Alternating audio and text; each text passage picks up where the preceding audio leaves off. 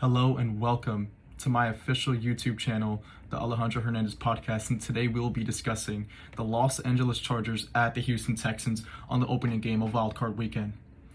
My prediction for this game is that the LA Chargers will come out strong and they will cover the -2.5 spread line that has been posted by Vegas, and they will win this game convincingly at Houston. Matchups to look out for in this game: Justin Herbert against the Houston Texans pass defense. The Texans are the most vulnerable team on passes over the middle of the field, in which Justin Herbert will look to exploit that. And Jim Harbaugh will get that run game established with J.K. Dobbins early, and off that run, they will play action off of it, and Justin Herbert will exploit the middle of the field with Ladd McConkey, with Quentin Johnston, with Will Dissly. He has plenty of targets over the middle of the field, especially Ladd McConkey. I expect a big game out of him. Now, for the Texans pass rushers, they have one of the most lethal duos in the NFL with Danielle Hunter coming off the left edge and then Will Anderson coming off the right. The Chargers are one of the only teams in the NFL that match up with these two pass rushers, as they have Rashad Slater against Danielle Hunter on the left side of the offensive line, and then they have Joe Alt, the rookie they drafted in the fifth pick in the first round this year, going up against Will Anderson. The Chargers just match up with this Texans defensive line as well as you could hope for, with a top 5 left tackle and a top 5 right tackle going up against a top 5 edge rusher, another top 5 edge rusher in Will Anderson and Danielle Hunter. So I feel like the Texans' biggest strength is going to be neutralized by the Chargers' offensive line, and they don't really have many pass rushers up the middle that will get to Justin Herbert. Now, moving on to the defensive side of the ball. For the Chargers, CJ Stroud has had a sophomore slump, and now he's heading into this home game with the Chargers' #1 ranked defense and #1 ranked red zone defense. And I don't know if you guys watched that Ravens game, but when the Texans got down to the red zone, they just could not break through that Ravens red zone defense. And the Chargers now come in with the #1 ranked red zone defense. Without Stephon Diggs, without Tank Dell, CJ Stroud just has not looked like the same quarterback as he looked like in the beginning of the season. And one of the main things that CJ struggled with this year is zone coverage. The Chargers run zone coverage at the 5th highest clip in the NFL, and they zone blitz at the 3rd highest rate.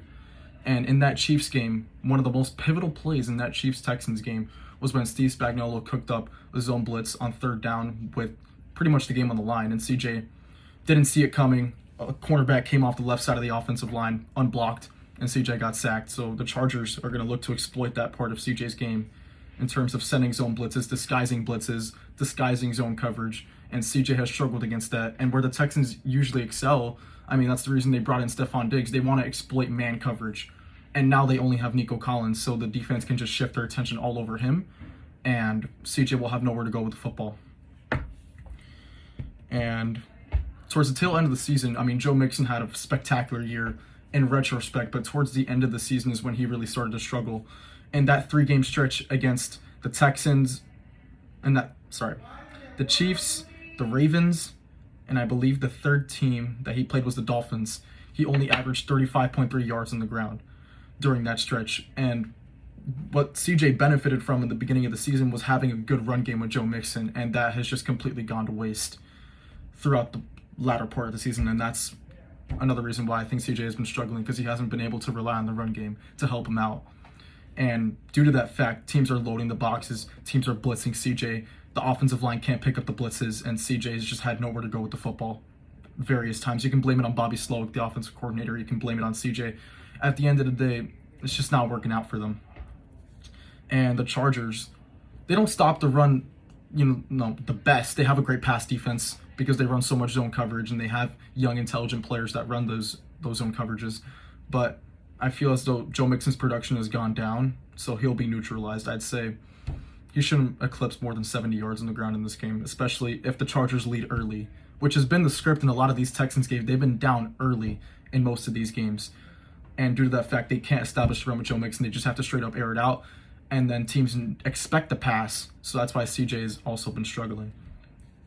Now, the Chargers pass rush. They have Joey Bosa, Khalil Mack, Tuli Tuilaudeu, and Bud Dupree screaming off the edge, and CJ is going to be struggling with that. They have Laramie Tunsil on the left tackle, and they have Titus Howard on the right, but I just feel like with that much of a deep rotation in the Chargers pass rush, they'll be able to get pressure easily on CJ, along with Derwin James coming on nickel blitzes. Overall, I just feel like Texans have their hands full on both sides of the football. Justin Herbert will take care of the ball. CJ, maybe not even CJ, maybe even he might get strip sacked once or twice. I'd say the Chargers have 5 or 6 sacks in this game. They handle business with Jim Harbaugh, and Justin Herbert gets his first playoff win. And yeah, I think the Chargers covered the 2.5 line easily. And if there was one player prop that I love for this game, it's Justin Herbert over 229 passing. I feel as though he coasts over 260 easily. Throwing off a play action, expect a big game from Ladd McConkey. Quentin Johnson might get locked up by Derek Stingley, but we'll see. I feel as though the Chargers win this game, go into Houston, win it convincingly, and they'll head to Kansas City for the divisional round. Now moving on to the Saturday night game. Pittsburgh Steelers at Baltimore Ravens. The line is set at -9.5 in favor of Baltimore, and I have them absolutely steamrolling the Pittsburgh Steelers in this matchup. The matchups to look out for in this game: Lamar Jackson, Derrick Henry against this Pittsburgh Steelers defense. We already saw this matchup back in week 16 it was, when Baltimore hosted Pittsburgh and just absolutely ran them out of the building with Derrick Henry and Lamar Jackson. And I think the same result will happen in this game. Even though Pittsburgh was able to hang around in that game up until the third quarter, when the momentum, it was a roller coaster of emotions to begin that fourth quarter when Lamar threw that pick. Well, first the Steelers had turned it over on downs, then Lamar threw the interception, and then in return, Russell Wilson gave it right back to the Ravens, throwing a pick six to Marlon Humphrey, and man, this game is going to get out of hand early. With the combination of Lamar and Derrick Henry, it's just been a match made in heaven for the Ravens all season, and I believe that will continue, as well as it's also been a simultaneously nightmare for opposing defenses to handle. Henry has just been unstoppable this season, rushing for over 1,900 yards, and Lamar rushing for nearly 1,000, and also passing the ball just brilliant. 41 touchdowns to 4 interceptions. It's like one of the best TD to interception ratios of all time. And despite Lamar's postseason struggles, I feel like he's going to crush this narrative in this game. Not even because of like him himself, just the matchup. The matchup is just so good for him against the Steelers' weak defense. They haven't been living up to the Pittsburgh Steelers defense. They haven't lived up to that title and that sort of aura that they have in this particular season. They've struggled with injuries. TJ Watt, I mean, even though he's been still one of the most dominant players in the league, he hasn't been his usual self in terms of making impact plays in big games. In that Ravens matchup, he was basically non-existent. Alex Highsmith had that one strip sack at the very beginning of the game, but other than that, TJ Watt's name was barely mentioned in that game. And without Dante Jackson, this secondary has been picked apart. In their last 0-4 stretch of the season, they played 4 great quarterbacks. Jalen Hurts posted his best game in a very long time against the Steelers' pass defense, throwing for 290 yards and 2 touchdowns, in which A.J. Brown and Devonta Smith just absolutely dominated that game. They didn't even need Saquon to go off in that game. They had the passing game just absolutely picked Pittsburgh apart. And then when the Ravens played the Steelers, Lamar threw for 207 and 3 touchdowns. When Mahomes played at Pittsburgh, the line was only 1.5 Kansas City, which completely threw me off. I had the Chiefs winning that game easily. Mahomes threw for 320 and 3 touchdowns, posted his best statistical game of the season against that Pittsburgh defense. And then heading into Week 18 in a pretty big game for Pittsburgh. It wasn't a must-win, but it was also, that game had big implications. If they had won that game, they would have been going to Houston instead of going to Baltimore this weekend. So they had to have that game, and Joe Burrow picked them apart with 277 yards and a touchdown. Now, I expect the Ravens to lead this game very early. I expect a 10-0 first quarter. Russell Wilson probably rattled by the Ravens defense, who has had a massive turnaround since Week 10. Russell Wilson will probably end up being the scapegoat in this game, which he has been pretty much all season. Fans are calling for him to be pulled and have Justin Fields in the starting lineup, as Fields went 4-2 in his first 6 starts. I don't think it's totally Russ's fault. I feel as though he's only had one weapon, and that one weapon ghosted in that Week 18 matchup against the Bengals. If that moon ball isn't effective in the Pittsburgh offense, there's really nothing to the offense at all. Najee Harris has been, he's rushed for 1,000 yards in 4 straight seasons in his career, but he's not that much of a game changer or much of an impact, and shouldn't scare Baltimore's defense whatsoever. I think in that first matchup, he only had 6 or 7 carries for like under 20 yards. He was as ineffective as a running back can be in any football game. However, Jaylen Warren does give them a good change of pace at the running back position. I feel like he should get way more snaps. He's a better pass catcher than Najee and a more explosive runner than Najee. But Jaylen Warren did play well in that Baltimore game, but I feel as though whatever Pittsburgh's offense throws at that Ravens defense, it won't be enough to keep up with Baltimore's offense. And, I mean, the Ravens defense has had a massive turnaround. From weeks 1 through 10, when Kyle Hamilton was playing in the box, more of as a nickel player, coming off the edge on blitzes, Zach Gore was trying to experiment with him as kind of a versatile player, but the back end of the defense was getting absolutely torched the first weeks of the season, in which they allowed 25.3 points per game. And this was before the bye week. It was after the Bengals game, in which they allowed 34 points to Joe Burrow, and Ja'Marr Chase had like the best game of his career.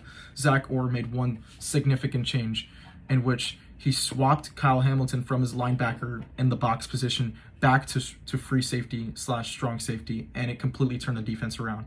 They went from averaging 25.3 points allowed to 15.1 points allowed throughout week 11 through 18. It's just been a complete transformation in that defense since Kyle Hamilton has rotated back, and I expect the Ravens defense to come out and absolutely terrorize Russell Wilson early. And if the Ravens go up early, Steelers stand no chance in this game. The spread line's 9.5 for a reason. The books made it that way. They expect Baltimore to absolutely dominate this game, and I see it the same way as well. I feel like Lamar Jackson, Derrick Henry will just be way too much to handle for this Pittsburgh defense, and Ravens run away with it. Now, moving on to the Sunday slate, 1 p.m., Denver Broncos at the Buffalo Bills. I actually have the Broncos covering the spread this time. I'm taking the underdog, plus the points, plus 8.5. I just think that this number is too big. If this number were to be Buffalo -6.5, then maybe I'd consider taking Buffalo to win by a touchdown, but 8.5 is a lot of points. I think that, as long as Josh Allen doesn't turn the ball over, James Cook gets the running game going, Buffalo's offense will easily cruise to 30-plus points. Doesn't matter how good Denver's defense is. You've seen down the stretch when they've played Cincinnati, they allowed 30 points. Joe Burrow was just too much for that defense to handle. Justin Herbert put up 34 points. Lamar put up 41 earlier in the season. You've seen that although this Denver defense may look great on paper, when they go up against these great quarterbacks, they tend to give up some points, and I think Josh Allen in this Bills offense will easily cruise to 30-plus points in this game, as long as Allen does not turn the ball over, which he's done a great job in tweaking that part of his game. His turnover rate has gone down significantly. He only threw 6 picks this entire season. However, on the defensive side of the ball for the Bills, you've seen towards the last stretch of this season, they've allowed some points too. To the Rams, they allowed 44 points to Matt Stafford in that Rams offense. The following week, they allowed 42 yards and nearly 500-yard passing for Jared Goff. Bills defense, when they've played against great competition, they've sort of also depleted the same way as Denver has. When they played Baltimore, they allowed 35 as well. So this Bills defense definitely has some weaknesses. I think Sean Payton will put together a great opening script for Bo Nix. And you've noticed when you've watched Denver play this season, Sean Payton scripts these opening drives, these first half drives. They're all scripted plays. And that's where Bo Nix has really excelled in terms of execution of these drives. Denver usually puts up a lot of points in the first quarter, first half of games. They went up early on the Chargers, 21-10. But once that game shifted into the second half, Jim Harbaugh made adjustments. Justin Herbert played a lot better. That Chargers offense picked up, and then Bo Nix struggled in the second half when he had to make plays off script. Same thing in the Bengals game. Although the Denver offense did start slow, they started to pick up in the second half. But when it came to overtime, when it came to late in the fourth quarter, Bo Nix threw that pick at the end of towards the end of the fourth quarter of that game. Then in overtime, when Bo Nix needed to make a play, he couldn't make a play in overtime. And in that Chargers game, he missed a deep shot down the sideline. I think also in the Cincinnati game, he missed a big shot down the sideline as well. In both those games when Bo Nix needed to make the play, he couldn't make the play.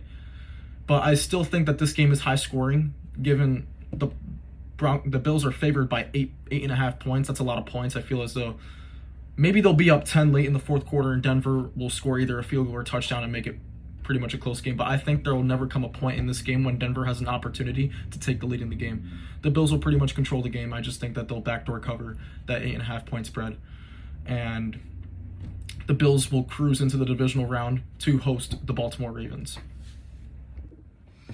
Now moving on to the 4:30 Eastern kickoff, Packers at Eagles. I have the Eagles covering the spread comfortably in this game, the 4.5 line. I have them winning by more than a touchdown. I don't think this game is going to be particularly close, given how dominant Saquon Barkley has been this season, along with how dominant Jalen Hurts was in his last real start, which was against the Pittsburgh Steelers, in which he threw for 290 yards and 2 touchdowns. It was just a dominant performance overall by the Eagles, as has been the entire season. They've coasted through the regular season. They beat the Ravens handedly. They beat the Steelers handedly. They've just handled all these tough opponents with particular ease. They haven't really been close games at all.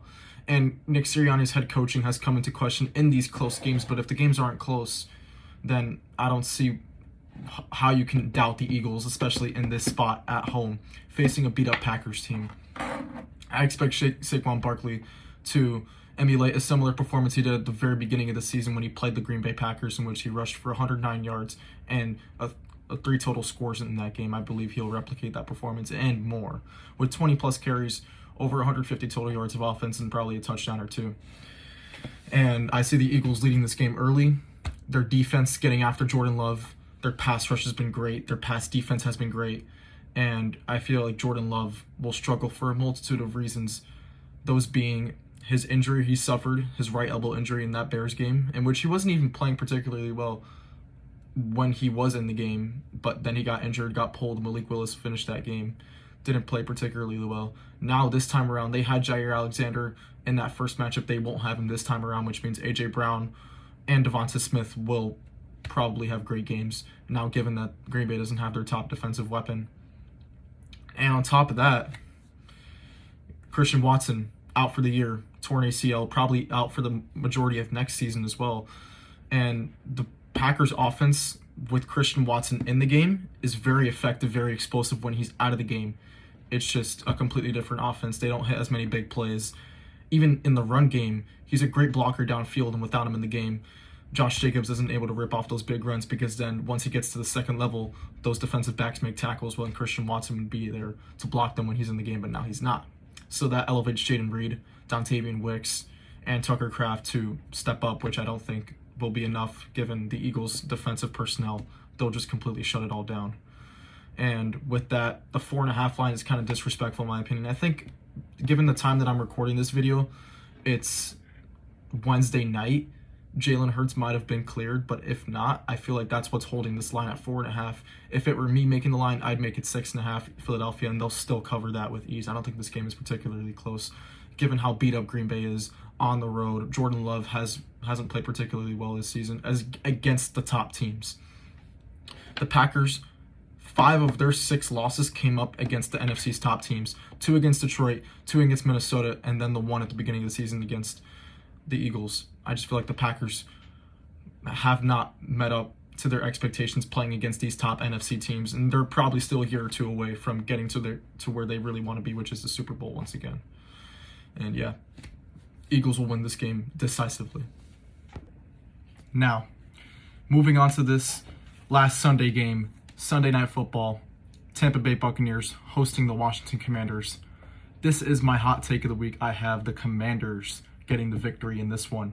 It's really a toss-up. This is just coming down to a gut feeling of mine. I feel like Jayden Daniels has displayed an it factor in various games this season, whether it was the Dallas game, even though they did lose that game, he threw that 86-yard touchdown to Terry McLaurin, the Bears Hail Mary, the Eagles comeback, the Falcons overtime win.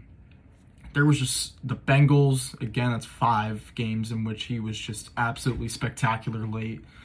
I feel like that will show again in this Tampa Bay matchup. And when these teams first matched up in the beginning of the season, there were 2 factors that have changed since then. Jayden Daniels has developed significantly as a passer. He did run the ball well that game, which he did for the whole season, but in that particular game, his passing stats weren't that good. He wasn't really seeing the field well. He was always looking to scramble. He's developed a lot as a passer throughout that time. He's developed a rapport with Terry McLaurin, which was not there in that first matchup. I think Terry only caught 1 or 2 balls that game. Now that rapport is there. Terry ended up catching 13 TDs the rest of the season, and that Bucs secondary is very exploitable.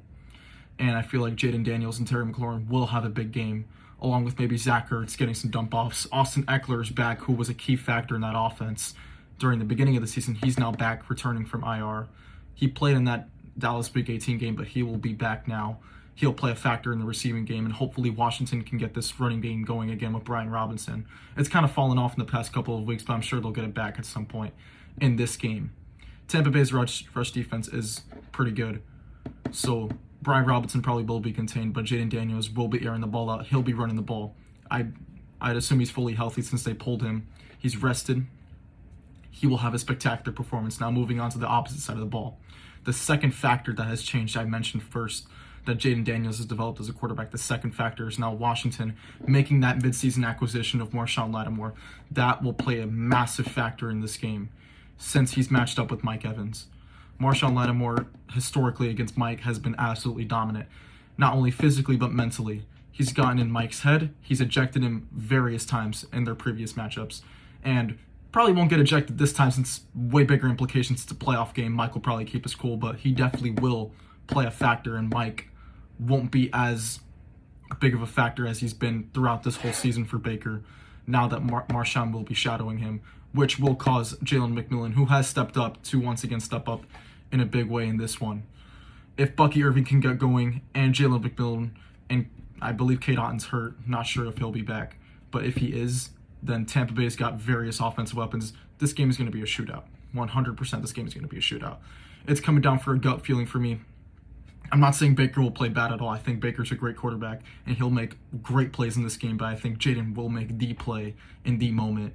It's going to come down to who has the ball last, whether it's in regulation or in overtime. I can definitely see this game going to overtime. If Jayden has the ball last, he's going to go win the Commanders this game. And it's a gut feeling for me. I feel like Jayden Daniels has that it factor, and he'll get it done if he gets the opportunity to do so. In a very high-scoring game, I have the Washington Commanders coming out on top, going to Detroit in the divisional round. Now for the final game of Wild Card Weekend, the Minnesota Vikings at the Los Angeles Rams. I have the Los Angeles Rams winning the game as a 1-point underdog at home. Now, for why I have them winning this game, I have the key matchup for this game being Matt Stafford versus that Brian Flores-led Minnesota Vikings defense. And even though that the Rams offense statistically hasn't been great over the last month of the season, they scored 19 at the Jets, 12 at home against the Niners. They scored 13 against the Cardinals. They've just found ways to win those games, whether it be by scoring 44 at home against Buffalo, whatever the case may be, whether it's high scoring, low scoring, the Rams have just found ways to win football games ever since they've gotten their guys back from injury. They started the season 1-4 due to their offensive line being banged up, Puka Nacua and Cooper Kupp being out, but once they got those guys back, they finished the season 9-2. Just an excellent finish to the season. I think they ride that momentum at home, and they get the job done against the Minnesota Vikings. Now moving on to the Vikings side of it, Sam Darnold is playing for a lot of money in this game. He already lost a lot due to that performance in the Lions game, but now it's even more pressure stacked up on him to perform in this Rams game. Now, whether this game is high scoring, Sam Darnold performs, and whether it's low scoring and Sam Darnold doesn't play that good, I still think the Rams get the job done regardless. And the Lions had a blueprint for Sam Darnold that game, which was to blitz the hell out of him. And I think the Rams don't even have to blitz. The Lions lost Aiden Hutchinson, so that's why they felt the need to blitz to get pressure. But the Rams, they have Jared Verse, they have Brandon Fisk, they have players that can get to the quarterback. And they did in that first Vikings-Rams matchup. They got to Sam Darnold late in that second half. They were able to get pressure, and that's how they were able to pull ahead in the game. And I think they'll do so again in this game. Despite Justin Jefferson, Jordan Addison, TJ Hawkinson, Sam Darnold, I feel like Matt Stafford will outplay him. And the Rams, whether it'll be low scoring or high scoring, they'll find a way to win this game. And they'll head to Philadelphia for the divisional round of the playoffs. And that is it for my predictions for this wildcard weekend. Overall, I have the first game being on Saturday, the Chargers winning as road favorites. I have the Ravens winning, covering the spread at home against the Pittsburgh Steelers. Then moving on to Sunday, I have the Eagles winning at home, the Bills winning at home, and Washington upsetting Tampa. And then on Monday night, I have the Rams, which will set up for the divisional round. Lions hosting the Commanders, Rams going to Philadelphia, the Chiefs hosting the Chargers, and the Ravens at the Bills to set up an insane divisional round weekend. And I'll give you guys more predictions then. on how those games will plan out.